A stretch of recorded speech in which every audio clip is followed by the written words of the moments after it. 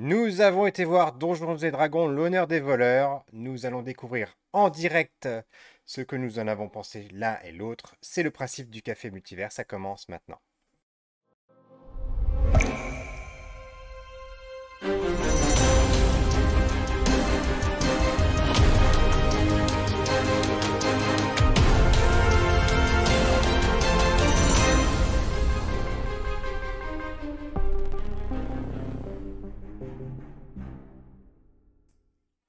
Bonjour et bienvenue dans cette 66e émission du Café Multiverse où je vous retrouve cette semaine avec Marie. Bonjour Marie.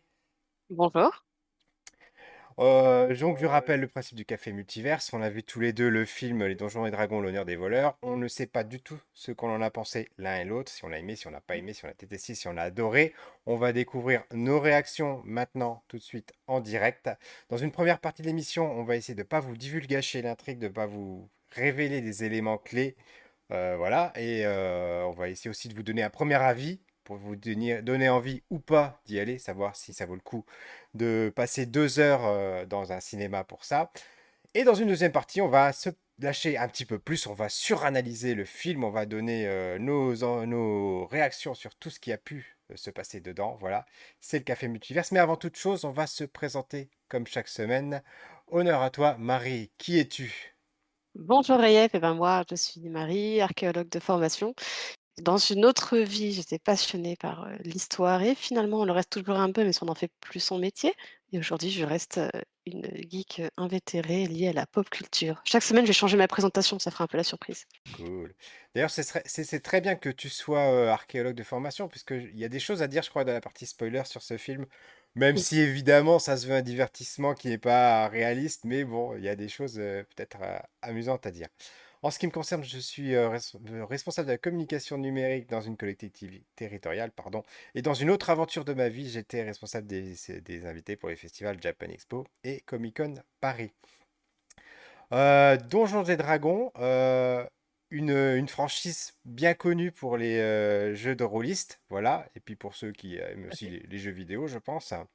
Toi, on t'annonce un film Donjons et Dragons, ça t'a fait quoi comme effet? Ah là là, j'ai eu peur. Enfin non, j'ai pas eu peur. J'étais dans le ouais, ok, d'accord, bah j'irai pas.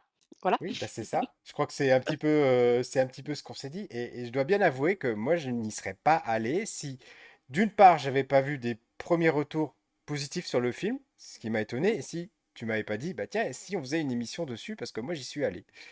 T'as pris un Voilà. peu le temps en disant, eh, va le voir, va le voir, va le voir. Voilà, c'est ça.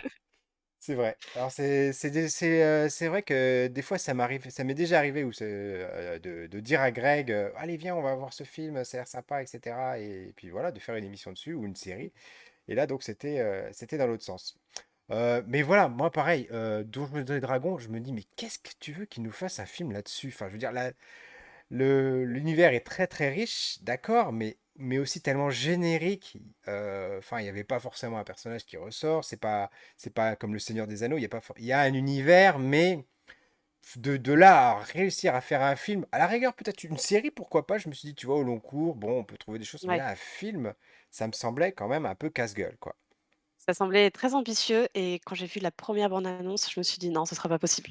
La Oui, première oui, bande alors, annonce qui était sortie, qui était un peu catastrophique, je me suis dit: «Ouais, bah, ça confirme, ça va être un gros nanar», Après, c'est ce que j'ai un petit peu sur, comme appréhension sur beaucoup, beaucoup de films à licence aussi, hein. C'est oui, vrai qu'on a un petit effectivement, peu on s'est peur. dit, mais voilà, ça va être un gros navet. Alors, encore que, et là, je rebondis sur la deuxième question, de la distribution. Moi, j'avoue que quand on me donne Chris Pine et alors, attends, que je dise pas de bêtises, donc Michel Rodriguez, bon, tu vois déjà moi, ça m'attire hein, déjà. Et j'avais vu aussi qu'il y avait Justice Smith que j'avais beaucoup aimé dans The Get Down et aussi qu'on avait vu Alors ouais, je connaissais dans pas. Détective Pikachu, Mmh. voilà, dans un autre genre. Bon, là déjà, bon, je me dis, mais je voyais pas comment ils pourraient interagir entre eux, ces personnages-là, parce Surtout que c'est quand avec, même des on acteurs ajoute quand qui même, Hugh Grant dedans oui, Hugh et alors Grant moi je également. quand même et alors moi je connaissais pas trop mais Roger Jean Page, si je dis dans le bon ordre, qui, C'est était très ça. connu pour ceux qui ont regardé la série Netflix, mais alors moi j'ai pas du tout regardé. Je sais que cet acteur est connu et apprécié de ceux qui l'avaient vu. Je me dis quand même, ouais, il y avait du guest, il y avait du casting. Ouais, oui, oui, c'est vrai. Alors, et en plus, Bon, je veux pas trop en révéler, mais c'est pour moi le meilleur personnage du film. Le personnage du paladin qui est campé par Roger Ah Jean là là, Page. le C'est palu, on a un vrai palu comme on les aime, quoi. c'est le paladin. Exactement, exactement. Et, euh, et c'est ça en fait qui ressort du film. Et je vais rentrer tout de suite dans le sujet. C'est-à-dire que on pourrait croire en regardant la bande-annonce qui met un petit peu sur des fausses pistes que ça va être le truc classique où l'équipe se forme avec le magicien, le voleur, le guerrier, le paladin et qui vont partir à l'aventure, etc. Mais en fait, c'est pas du tout ça. Et je ne vais pas révéler l'intrigue parce que c'est quand même important. Ouais, Je pense que à ce titre, la bande-annonce est bien faite. Et ça casse quelques codes, ça se moque aussi de l'univers de Donjons et Dragons. Et ça nous emmène sur des voies auxquelles on s'attendait pas. Et surtout, c'est drôle. Mais qu'est-ce que j'ai ouais. rigolé dans ce film? Qu'est-ce que j'ai Ah ça, je rigolé? suis bien Et tu d'accord. t'attendais. Et ça. Moi, j'ai pas vu les 2 heures passer. Le film dure quand même 2 heures. Je les ai pas vues Mmh. passer. Et tu sais jamais quelle va être la prochaine scène, sur quoi ils vont nous emmener. Ça va sur des choses des fois un petit peu folles. Des choses qu'on n'a pas du tout l'habitude de voir. Et puis ça, il y a aussi des scènes d'action qui sont hyper bien foutues. Ouais, Et il y a un rythme du film qui est vraiment très bon. Et sans ouais. être le film de l'année, alors je sais, j'ai presque déjà fait ma conclusion, mais voilà. Sans être le film de l'année, sans être un film culte, j'ai passé un excellent moment finalement. Là, je suis tout à fait d'accord. Honnêtement, j'avais peur car on est sur un film à licence et actuellement, depuis quand même quelque temps, tout ce qui est à licence, que ce soit les jeux vidéo, jeux de société, les films, les séries, tout ce qui est à licence, ils achètent une licence pour faire un prétexte pour réaliser quelque chose. Ça, c'est quelque chose qui me fait extrêmement peur maintenant et j'y vais toujours avec, à tâtons, vraiment, j'y vais sur la pointe des pieds en me disant: «Eh, ça reste une licence. Est-ce que la licence va vraiment être exploitée dignement ou est-ce que c'est juste une excuse, pour foutre un film copié-collé à la Marvel par-dessus?» Eh ben, Alors je me suis dit exactement pareil. voilà. Et c'est vrai que il y a pas que ton incitation à aller voir le film. Il y a aussi des commentaires que j'ai vus de personnes qui sont d'habitude très très dures envers les films, qui me donnaient envie d'y aller. Ils me disaient, ah bah, finalement, c'est un bon film, etc. J'ai vu les notes, enfin, il est noté quand même 4 sur 5. Bon, Mmh. c'est pas rien quand même pour un film Il est mieux d'avoir. noté que Les Mousquetaires, Oui, oui, entre du coup, autres, quand même. notre émission de la semaine dernière, Voilà. si vous voulez aller la voir, voilà, c'est Et comme les l'occasion. 2 sont sortis, coup sur coup, dans un on va pas dire que c'est dans le même univers, mais bon, on a un peu du médiéval. Alors, il y en a un qui est un Voilà, médiéval fantastique, l'autre romantique, mais bon, on peut plus ou moins faire une corrélation entre les 2 et au final, celui-là ressort mieux noté. c'est ça. Une histoire aussi qui sort donc des sentiers battus, beaucoup d'humour, de l'action, je disais, et puis des codes qui sont cassés avec un personnage principal. Je vais pas trop rentrer dans les détails pour pas spoiler, qui est vraiment, j'ai envie de dire, c'est l'archétype du joueur. On arrive à se dire, on est le joueur, on est avec des coéquipiers sont potentiellement d'autres joueurs eux aussi, et on est dans un univers où il y a des PNJ, des personnages non jouables, dont par exemple ce paladin qui est typiquement, enfin, voilà, on en parlera peut-être dans la partie Ouais. spoiler, mais il y a des interactions entre ces personnages et c'est très bien foutu. On se dit, on arrive à se projeter dans ce joueur qui se retrouve finalement dans un univers qu'on lui a vendu, qui est bâti comme ça, et où lui, il joue un rôle, où il a choisi de faire des actions par rapport à ce rôle, et Mmh. il se retrouve confronté aux réactions des, enfin, des autres personnages, des autres habitants de ce monde, et qui lui font regretter ou pas ses actions, et voilà. Je Il sais y a pas ce que toujours tu ce as côté reçu. choix. Je trouve qu'on retrouve ce côté alignement quand même. Oui, Le loyal bon, on a voilà, on a ces alignements qui ressortent. Il y a, faut le dire, des références de ouf. Il y a plein de petits clins d'œil à l'univers, notamment, tout au début, ça s'ouvre sur une carte et pour ceux qui connaissent un peu l'univers de Donjons& et Dragons, bon, bah, il y a qu'à parcourir un peu la carte des yeux pour reconnaître tout de suite des noms de villes, des voilà, ça c'est un vrai kiff et je trouve que c'est super sympa car ça fait un gros clin d'œil aux joueurs et aux premiers fans de Donjons& et Dragons, aux premiers rôlistes et ça, c'est sympa de faire ces clins d'œil et pas juste rester sur une méga production. C'est-à-dire qu'on là, ils ont fait ils ont réussi le pari, je trouve, de faire une création originale sur une licence en respectant la licence et aujourd'hui, vraiment, c'est très rare et suffisamment rare pour le souligner malgré tout. Alors moi je suis pas forcément un amateur du genre, c'est-à-dire que c'est pas mon kiff, les jeux de plateau, les jeux de rôle, etc. Même sur les jeux sur PC basés sur Donjons et Dragons, j'en ai pas forcément fait. Mais c'est vrai qu'il y a des choses, quand on me parle de la porte de Baldur, tout de suite ça me parle. Enfin, je veux Ouais. dire, c'est des classiques. Ah, Voilà. c'est bien que tu l'as vu en français. OK, tu t'es vendu. Ah, désolé. Désolé, désolé. Oui, mais si j'avais dit Baldur's Gate dans une émission en Ah bah, français, voilà. tu vois, les gens n'auraient peut-être pas compris. Voilà. Mais effectivement, je l'ai vu en français. J'avais pas, Ouais, ouais, ouais. il y avait pas de VO pour ce film-là dans mon cinéma. Effectivement. Alors, je me suis posé la question pendant tout le film. Je me suis dit, mais comment est-ce qu'ils ont réussi, justement, là où tant ont échoué? Mmh. Et je me suis dit, mais en fait, peut-être parce il y avait pas d'enjeu, il n'y avait pas de personnages clés, vu que dans les Donjons et Dragons, il y a des personnages, des univers. Il y avait pas de truc casse-gueule. Donc finalement, peut-être il devait y avoir un cahier des charges qui devait être moins contraignant, je pense. Alors effectivement, on retrouve quand même dans les cahiers des charges où on voit bien qu'ils ont essayé de cocher des cases de communauté, on va pas se mentir. Ouais, mais c'est Mais, plutôt c'est mais c'est voilà, discret, c'est c'est discret, pas ça voilà. passe bien, c'est ce que j'allais dire. C'est fait de façon intelligente. Et c'est pas fait de façon comme ça, justement, à cocher les cases. Et je me Mmh. suis dit que finalement, peut-être que le réalisateur, ben, ou les scénaristes, les producteurs, je crois pas qu'il y ait de gros noms d'ailleurs derrière ça. Ben, ils ont dû avoir les coups des franches parce qu'il y avait tellement pas d'enjeux, tellement pas de choses à faire finalement par rapport à un Superman, à Spider-Man, je prends des exemples des super-héros, ou des adaptations de jeux vidéo comme Uncharted ou autres qui ont été moins réussis où là, tu te dis, bah, finalement, lâchez-vous, les gars, vous avez un boulevard devant vous, il n'y a jamais rien qui a été fait, vous n'avez pas de comparaison. À la rigueur, il y a le Seigneur des Anneaux, mais c'était pas du tout la même approche qu'ils ont prise, quoi. Bah, il y avait le premier film Donjons et Dragons, mais on n'en parle même pas. Il Qui ne faut date même pas de, en parler, je sais plus. qui était lui une catastrophe quand même et je pense que ça a participé au succès de celui-ci, car le premier était tellement raté que sur le coup, beaucoup de gens ont pas voulu aller le voir en se disant que quand même ça faisait peur, ils avaient pas envie de réitérer cette mauvaise expérience et finalement les premiers bons retours ont commencé et ça a fait son petit chemin et petit effet boule de neige et finalement les gens y sont allés et ont vu que ouais, c'était réussi quoi. Alors je dis pas, quand on est vraiment release et gros fan de Donjons et Dragons, on peut être un peu déçu parce qu'on n'a pas l'impression de faire une partie de Donjons et Dragons. C'est peut-être ce à quoi les gens s'attendaient. On est vraiment sur un film calqué sur l'univers, donc l'univers, il est là, il est un peu étouffé derrière, mais il est en ligne de fond et pour moi, je trouve que c'était quand même un gros kiff car justement, ils sont pas tombés dans cette prise de risque énorme de un peu reproduire une partie de Donjons et Dragons, ce qui aurait éliminé quand même, beaucoup de spectateurs, parce qu'il y a plein de gens qui auraient pas forcément compris, qui auraient été moins sensibles. Et là, ça parle à tout le monde.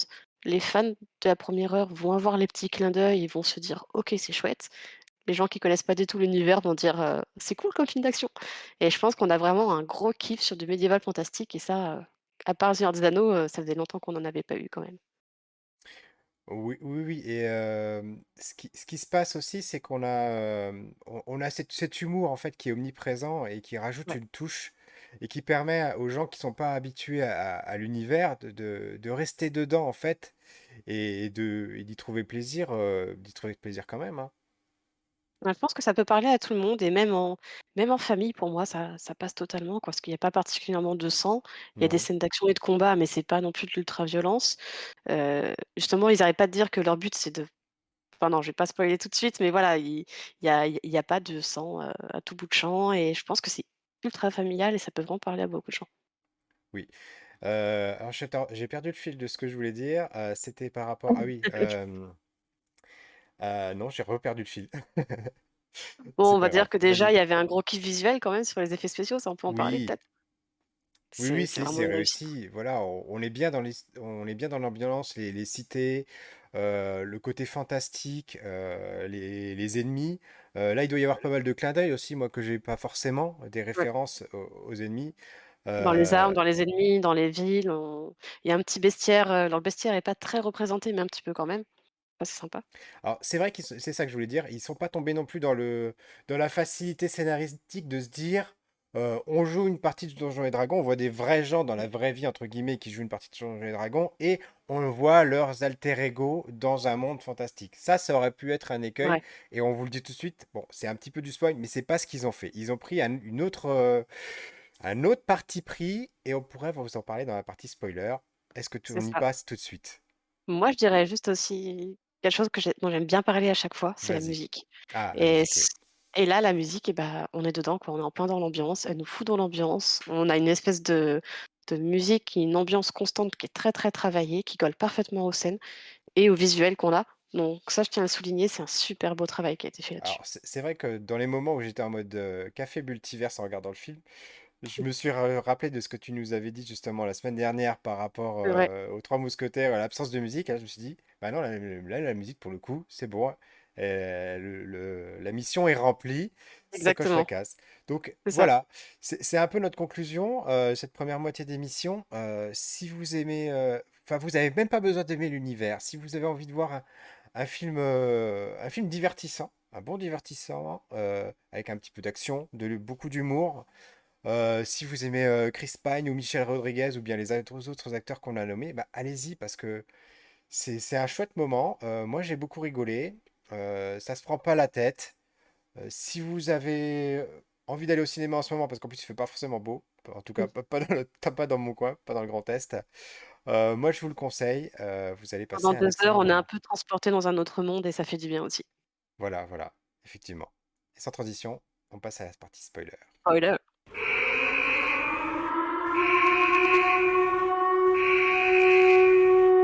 Ah, c'est belle cette alerte spoiler. Alors, ce paladin, moi, il m'a fait rire, mais alors tout le long. Enfin, cette façon dont il raconte à chaque fois l'histoire, et moi je me suis vraiment retrouvé dans le rôle de Chris Pine, du joueur qui a envie de Mmh, passer les textes parce qu'il en a marre, c'est qu'il ça. raconte ces trucs-là à fond. Quand on est face à un PNJ qui parle, qui parle, qui parle et tu là, tu fais: «Ouais, OK, sympa, mais on peut avancer, c'est quoi la quête?» Ouais, c'est exactement ça, quoi.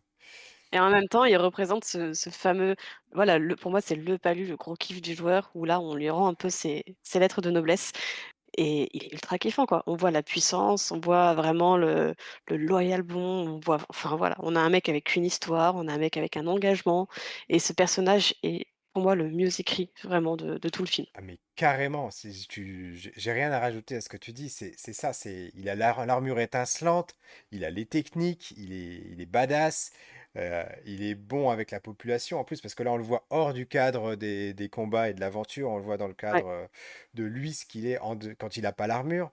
Donc Mmh. il est le personnage parfait, idéal. Le seul truc, c'est qu'en fait, et c'est ça qui est drôle, c'est qu'il est chiant, c'est qu'il Ouais, comprend c'est pas ça. les allusions, c'est qu'il comprend pas l'ironie, il comprend pas le second degré, vu qu'il est tellement pur, parfait, je sais pas comment le Mmh. dire autrement. Voilà. Non, c'était vraiment un super personnage et pour tout ce kiff qu'il peut représenter, il a une vraie plus-value sur le film. C'est une grosse, grosse plus-value sur le film.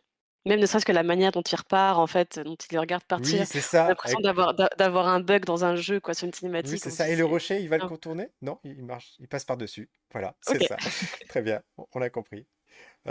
Donc ouais, L'autre point, c'était vraiment chouette. c'est le dragon. Voilà. Ouais, le Et dragon, je le trouve génial. oui, vraiment, c'est super intelligent la façon dont c'est Mmh, amené. On arrive avec le dragon obèse, quoi. Le truc, on s'y mmh. attend pas du tout. Non, non, non. Ah puis je trouve que finalement cette scène alors moi ce que j'avais peur, c'est que c'est du Donjons& et Dragons, mais il y avait pas de donjon. Ouais. C'est quand même un truc, quoi. Et en fait, finalement, là, ils arrivent à nous mettre ça dure peut-être pas très longtemps, mais pendant 15-20 minutes, on a un donjon avec un dragon, quoi. Bon déjà ça c'est tout bête, mais ça fait un petit kiff quand même et ce dragon finalement on s'y attendait pas du tout quoi. On attend à avoir un smog, à avoir un truc surpuissant et en fait on a un dragon un peu ridicule. Ils expliquent quand même parce qu'ils le font rentrer dans le bestiaire malgré tout. Oui, c'est ça. Ça c'est cool, mais ils le justifient. Donc c'est pas non plus amené, n'importe comment, mais on s'y attend pas quoi. Et c'est pas le seul truc qui justifie, hein. Ils sont très intelligents parce qu'à un moment donné, par exemple, ils ont cette sorte de miroir de téléportation où ils sont Mmh, coincés dans une salle et il dit bah téléporte-nous en dehors et il explique bah non, je peux pas vous téléporter parce que je dois voir l'endroit où je dois nous téléporter. Donc même ça, ils arrivent à l'expliquer, c'est-à-dire qu'on ouais, est dans un monde fantastique, mais cohérent. Ils mettent pas des choses sous le tapis en se disant bon bah c'est bon, on espère qu'ils vont oublier, qu'ils vont pas se poser trop de questions. Ils arrivent à tout rendre cohérent et oui c'est même les ça. choses. euh, j'ai envie de dire, idiotes ou pas, des jeux de rôle, comme le coup de il ressuscite un mort, il faut lui poser que 5 questions. Et il y en a une qui demande, mais pourquoi 5 questions? Bah, je sais pas, c'est comme ça, c'est 5 Oui, questions, c'est pour voilà, ça. c'est tout, C'est ça. c'est tout, on cherche pas. Et Donc non, c'est vraiment, tout est expliqué et finalement, il y a pas trop de d'incohérences, de non-sens ou de on tombe pas trop là-dessus, quoi, finalement. Pourtant, sur un film comme ça, on aurait pu, tomber largement sur, des incohérences totales du début à la fin et avoir un scénario qui se tient qu'à moitié la route, encore une fois pour servir un peu d'excuse à faire du Donjons& et Dragons. Bah, finalement non. Ça, c'était la bonne surprise. alors, et moi, ma meilleure surprise, finalement, c'était très tôt dans le film, puisque c'est quand il pose, pardon, les bases de l'intrigue, où Ouais, ils rencontrent, en fait, leur ancien compagnon de route, le avec, voleur, avec bah, qui Jonathan est... au début aussi et je trouve ça exceptionnel. Oui, aussi. Mais ça, c'est magnifique. Et, tu veux en parler, d'ailleurs? Ou avant que Ah, on peut en ouais, j'enchaîne sur Hugh Grant? on peut en parler quoi, mais c'est vrai que les débuts où finalement juste les premières minutes du film, où ils utilisent le fait qu'ils soient en procès pour expliquer comment ils en sont arrivés là, bon ça c'est une thématique scénaristique assez classique. Bon OK. Mais là, le fait que ce soit lui qui explique et la manière dont il l'explique pour finalement attendre absolument ce jury, on sait pas trop pourquoi il l'attend absolument et en fait, c'est juste parce qu'il peut voler et s'enfuir avec lui alors que de toute façon, il allait se faire libérer. Je trouve ça enfin c'est génial, c'est génial. Moi, ça m'a fait Oui, beaucoup rire c'est et ça tellement nous emmène dès le ridicule. début, quoi.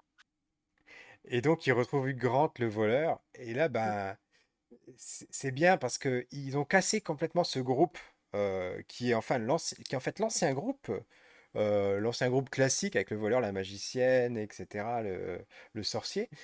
Et ils ont pris bah, les caractéristiques de ces personnages. Et bah, le voleur, bah, c'est un truand. Donc finalement, bah, il vous a menti, il vous a trahi. Et C'est voilà. ça.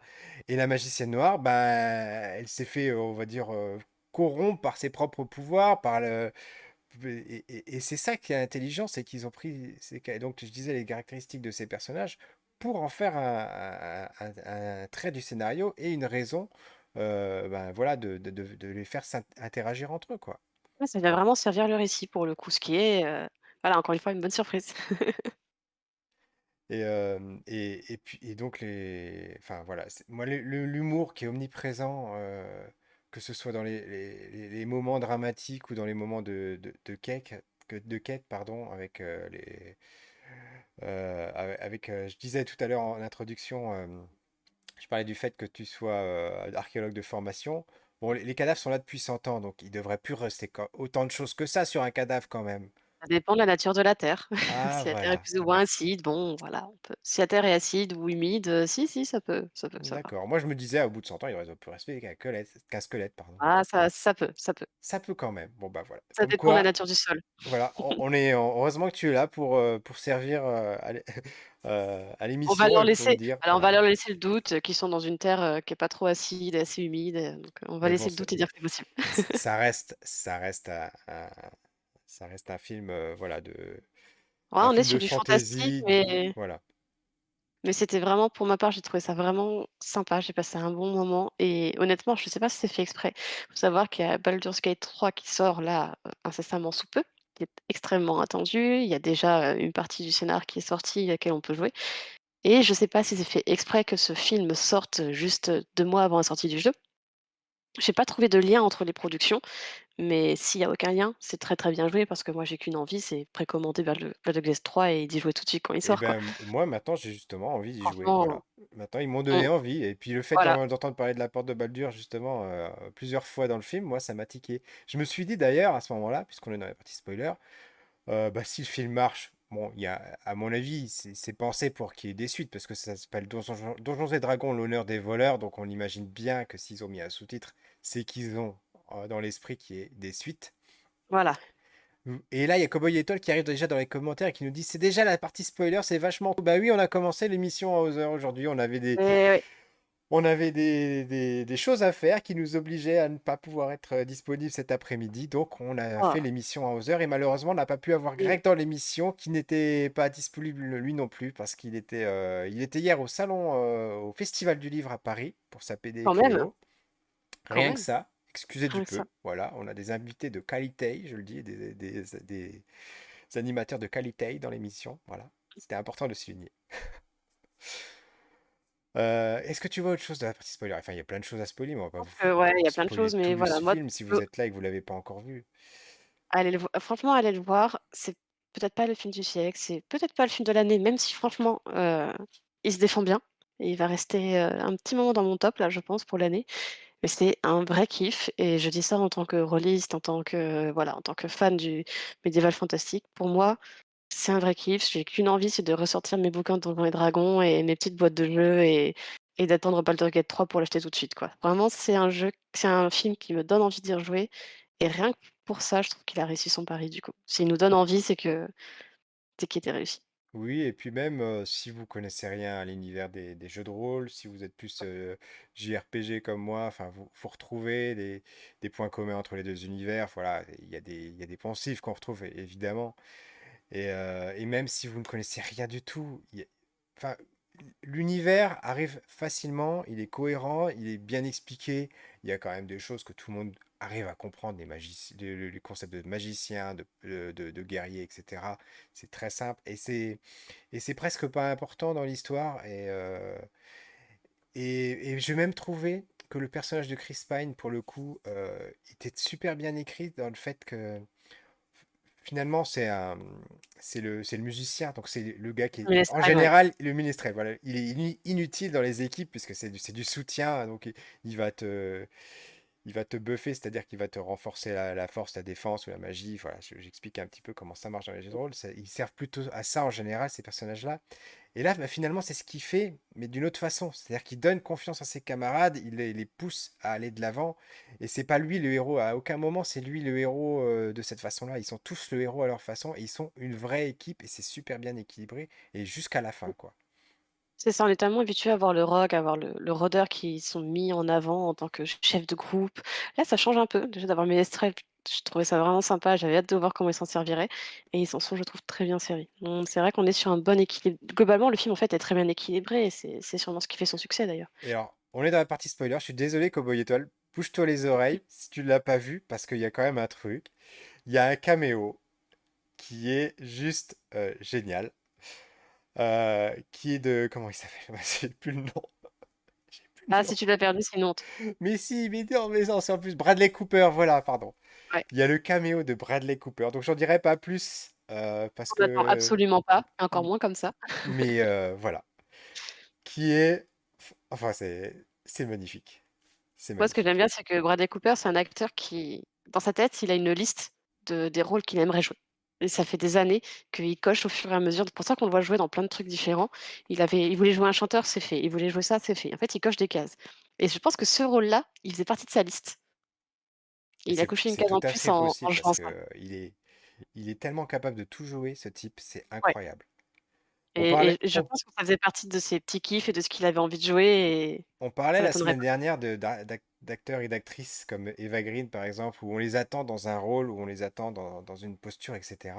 Et Bradley Cooper, lui, c'est carrément l'inverse. C'est-à-dire que c'est le type, il est capable de tout jouer et d'être hyper crédible dedans. C'est un véritable caméléon, quoi. C'est ça. Et c'est incroyable. On passe quand même de looping à quand il joue un militaire sniper, on le voit Oui, jouer un dans musicien, Sniper, il est formidable aussi. il joue à chaque fois des rôles où, comme tu dis, on l'attend pas, il est toujours étonnant et là, encore une fois, il tombe sur un truc, je l'aurais pas du tout enfin voilà, j'aurais pas pensé à lui Et et heureusement, on c'est le voit cool. même pas dans la bande-annonce. Enfin, je crois pas, il me semble pas, en tout Non, cas. non, non, du tout. Et t'as seul que tu te dis, mais c'est qui ce type? Bah, c'est Bradley Cooper, qu'est-ce qu'il fait là? En plus, même, physiquement, du coup, c'est un peu étonnant, quoi. On se dit: «Ah bah si, c'est lui, c'est bon». Petite surprise quand même. Et d'ailleurs, c'est cette scène-là, elle rappelle aussi, je n'en dis pas plus sur la scène, mais elle rappelle dans tout le film il y a pas de manichéisme. Et ça, c'est important quand même. Ouais, Le film n'est pas manichéen et chaque personnage a ses bons et ses mauvais côtés. Il y en a qui sont plus méchants que d'autres, effectivement, il y en a qui sont meilleurs que d'autres, mais ce qui fait que du coup, et à chaque fois, ça s'équilibre. Et voilà quoi. même pour le mage, hein, le mage, on en a pas beaucoup parlé et moi, je le trouve vraiment génial comme perso. Ce petit mage qu'on a, qui part pas au début comme étant un gros badass, au contraire, hein, on le présente comme étant un mage un peu raté et je trouve qu'il est bien amené ce perso, il est bien développé, même si le côté confiance en soi est cliché de base, hein, c'est quelque chose qui est un peu vu et revu. Mais là, je trouve que voilà, c'est bien Oui, amené. ils en font pas trop, c'est-à-dire qu'au moment où il devient plus fort, Ils en font pas tout un foin, quoi. Il n'y a pas une énorme scène d'héroïsme incroyable. Non, il est juste, bon, ça y est, j'ai pris confiance en moi, j'ai compris le truc, je suis devenu balèze, et voilà, C'est ça. Et moi, ça finalement, s'apprend. j'avais fini par y croire que c'était juste un magicien un peu pourri, quoi, le mec avait pas trop de talent et tout. On finit par y croire, quoi. C'est Donc clair, c'est bien amené, c'est bien amené voilà. et j'ai trouvé ce film pas si prévisible que ça par rapport à ce à quoi je m'attendais, donc ça reste aussi un bon point malgré tout. Non, c'est ce que je disais dans la première partie, effectivement. Il y a à chaque scène, tu te dis, mais qu'est-ce qu'ils vont nous sortir? Ça va être quoi la prochaine Mmh, scène? Et vers quoi ils nous vont nous mener? À la rigueur, il y a vraiment que le combat final, parce que oui, effectivement, c'est les 5 dernières ah ouais. minutes du film où bon, tu sais qu'ils vont gagner, tu sais qu'ils vont gagner de façon habituelle. Encore que c'est intelligent la façon dont ils gagnent. Voilà. Ouais, c'est ça. Et puis il y a peut-être, Je et puis il y a il y a 2 3 trucs où ça tombait mais pas tout. cette scène jouissive, je peux pas le dire autrement, où il s'acharne sur Ça, c'est la génial. méchante. Bon, ça m'a Ça, c'est rappelé génial cette scène des Avengers avec Hulk et Loki, mais voilà. et c'est vrai qu'il y a plein de choses qui rappellent la sauce Marvel. C'est-à-dire que pour moi, c'est peut-être le seul défaut, c'est que le cocktail Marvel est un peu présent. En fait, on fait un film d'action avec des beaux visuels, un peu du badass, mais en même temps, il y a de l'humour. Enfin, voilà, il y a cette espèce de cocktail que Marvel avait mis en place qui est présent, mais c'est pas omniprésent non plus. Ça se détache suffisamment pour être apprécié et pas rester non plus un gros défaut. Si je devais dire un seul défaut, ce serait celui-là pour moi. Et moi, franchement, j'ai du mal à lui trouver un défaut. Alors, comme tu l'as dit, c'est pas non plus le film de l'année, c'est pas le film du siècle, c'est pas un film culte, Mm. mais il a, enfin, voilà, il est pas mauvais, il est pas mauvais du Ah non, tout. il est clairement pas mauvais. Donc Vraiment, il voilà, est pas on y mauvais. passe un bon moment. Voilà. C'est ça. Allez le voir, même en famille et justement ce que je voulais pas dire dans la première partie, c'est qu'en famille, emmenez-y les enfants. De toute façon, il y a très peu de violence, il y a pas de sang parce que leur credo, c'est ne pas tuer et je pense que c'est un super truc et Et ça tout motive à fonctionne. aller à emmener les enfants, quoi. C'est-à-dire que même des gamins, bon, je dis pas non plus des gamins de 3 ans, hein, mais en ce moment, il y a Mario quand même qui fait un peu débat avec les enfants aussi en ce moment. Mais je trouve que c'est un film familial qui peut parler à absolument tout le monde, les rôlistes, les fans de la première heure, les gens qui connaissent pas du tout Donjons et Dragons et les plus jeunes, ça peut vraiment parler à tout le monde. Et donc, Cowboy Étoile, il dit même la partie spoiler me motive à aller voir les films. Voilà, donc il Et n'y a bah, aucun vas-y, souci. Très bien. fonce. Vas-y, vas-y, vas-y. Et nous, on passe enfin aux recommandations de la semaine, la dernière partie de notre Exactement. émission. Marie, à toi l'honneur. Quelle est ta reco? Et bah, moi, cette semaine, ce sera de la recommandation musicale. Ah, Petit kiff musical que j'ai reçu, précommandé et reçu il y a, pas très longtemps, donc je suis assez fière de le montrer et d'en parler. Il s'agit de notre bon ami Jack Tenacious Black. D. Tenacious D. Donc voilà, alors je suis une grande fanatique, hein, de Tenacious D de manière générale, de Jack Black de manière plus générale. Je suis un peu amoureuse de lui, il faut le dire. Et là, De il a qui ne l'est pas? sorti, voilà. Et là, ils ont sorti Tenacious D, un medley de The Who qui est D'accord. fabuleux. Franchement, c'est un superbe hommage au groupe The Who. C'est principalement des reprises et franchement, foncez écouter ça, c'est extraordinaire, ça met la pêche. C'est ne serait-ce que regarder, je vais vous mettre en lien, le petit clip qu'ils avaient fait, parce que bien sûr, les clips sont toujours fabuleux avec eux. Foncez écouter ça et je pense que ça va être un petit peu de bonheur dans votre vie. Et bien sûr, allez voir leur fabuleux clip sur Tribute to the Greatest Song in the World, Exactement, qui est on est dans le vraiment, même thème. génial.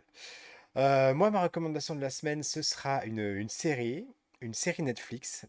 Comme je disais avant qu'on commence l'émission, moi, j'avais pas de recommandation avant hier et du coup, je cherchais, je me dis, qu'est-ce que je vais pouvoir faire? Et d'ailleurs, j'étais en train de rechercher des séries à regarder, on en parlait cette semaine. C'est vrai. Et hier, je suis tombé sur la série La Diplomate. Alors, je sors ma petite fiche là parce que c'est vrai que j'ai des choses à dire dessus. Pas forcément pour vous donner envie, mais pour faire honneur aux acteurs qui sont dedans. Parce que moi, vous savez que je l'ai déjà dit, j'ai très très mauvais souvenir des noms, très mauvaise mémoire des noms, donc il faut pas que je me loupe là-dessus. On trouve Kerry Russell qui est dans The Americans, donc qui campe le rôle d'une diplomate qui va se retrouver dans une situation troisième guerre mondialesque, et qui va essayer de gérer ça en gérant à la fois le président des États-Unis, le Premier ministre anglais, et d'autres choses, je ne veux pas vous en dire plus. Et elle est assistée dans ce rôle avec Rufus Sewell qu'on voit dans The Man in the High Castle, qu'on avait vu sur Amazon Prime. Et c'est du très haut niveau, c'est du très très bonne qualité. Je dirais que c'est du Homeland, l'action en moins. C'est purement politique, mais alors, le personnage qu'elle joue, il est incroyable. Elle est parfaite dans ce rôle. Je suis vraiment estomaqué. Là, je suis dans la série, je ne l'ai pas terminée encore. Il me reste 2 ou 3 épisodes à voir. Mais je déroule, je dévore la série. C'est incroyable. Moi, je vous la conseille hautement si vous aimez les histoires politiques, les thrillers de ce type-là. En plus, c'est vraiment dans l'air du temps. Ça part de la crise ukrainienne. Enfin, ils en font pas ils font pas la passe dessus. On est vraiment dans le réel politique. Voilà, parfait. Et c'est super bien écrit. Voilà. Bah, super, va voir alors, je noterai aussi. Ça donne envie. Voilà, voilà. Bah écoute, Marie, je te remercie d'avoir passé cette émission en ma compagnie. Avec plaisir Merci, Cowboy Étoile, d'être fidèle au rendez-vous dans les commentaires. Il me dit, je vais prendre une carte cadeau de Netflix. Alors, voilà. et va voir le film. Et va voir le film, voilà, on te le conseille. En ce qui me concerne, moi, je vous donne rendez-vous mercredi soir avec Greg Dyser et Jean-Marc, où on vous fera le bilan de la saison 3 de The Mandalorian. Voilà. Et Marie, bah, on te dit à très bientôt pour une prochaine À une émission. prochaine fois. Avec plaisir, toujours. Merci à tout le monde. Salut, salut. Passe un très bon dimanche. Au revoir. Ciao.